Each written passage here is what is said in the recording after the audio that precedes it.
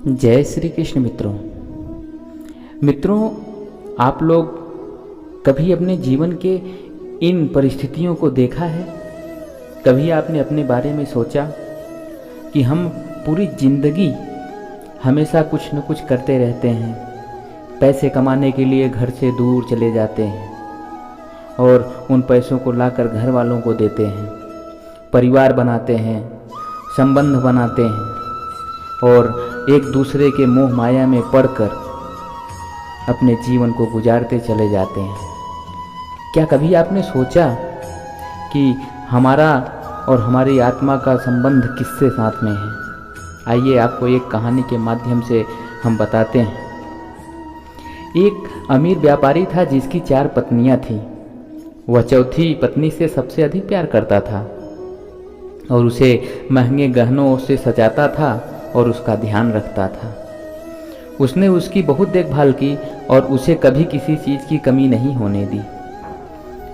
वह तीसरी पत्नी से भी बहुत प्यार करता था। उसे उस पर बहुत गर्व था और हमेशा उसे अपने दोस्तों को दिखाना चाहता था। हालांकि व्यापारी हमेशा इस डर में रहता था कि कहीं अन्य पुरुषों के साथ यह भाग न जाए। वह अपनी दूसरी पत्नी से भी उतना ही प्यार करता था। उसकी दूसरी पत्नी बहुत ही विचारशील है और वास्तव में व्यापारी की विश्वास पात्र भी है। जब भी व्यापारी को कुछ समस्याओं का सामना करना पड़ता था तो वह हमेशा अपनी दूसरी पत्नी के पास जाता और वह हमेशा उसकी मदद करती थी। व्यापारी की पहली पत्नी एक बहुत ही वफादार साथी है और उसे घर की देखभाल करने के साथ साथ उसके धन व्यवसाय को बनाए रखने में बहुत योगदान दिया था।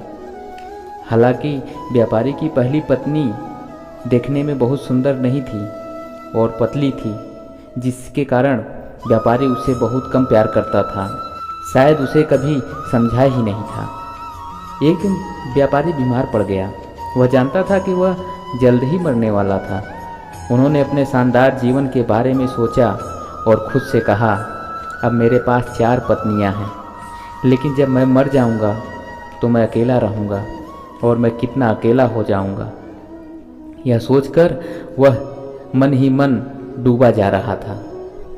वह अपने दिमाग में सोचा और चौथी पत्नी को बुला करके पूछा, मैं तुमसे सबसे ज़्यादा प्यार करता हूँ, तुम्हें सबसे अच्छे कपड़ों में रखा, तुम्हारी बहुत देखभाल किया।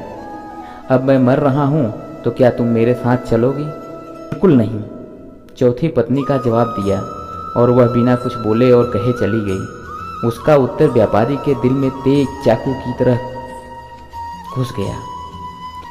दुखी व्यापारी ने फिर तीसरी पत्नी को पूछा, मैंने तुम्हें जीवन भर बहुत प्यार किया है, अब जब मैं मर रहा हूँ तो क्या तुम मेरे साथ चलोगी? नहीं, तीसरी पत्नी ने भी जवाब दिया, यहाँ पर जीवन बहुत अच्छा है, जब आप मरोगे तो मैं फिर से विवाह कर लूँगी। व्यापारी का दिल डूब गया और ठंडा हो गया।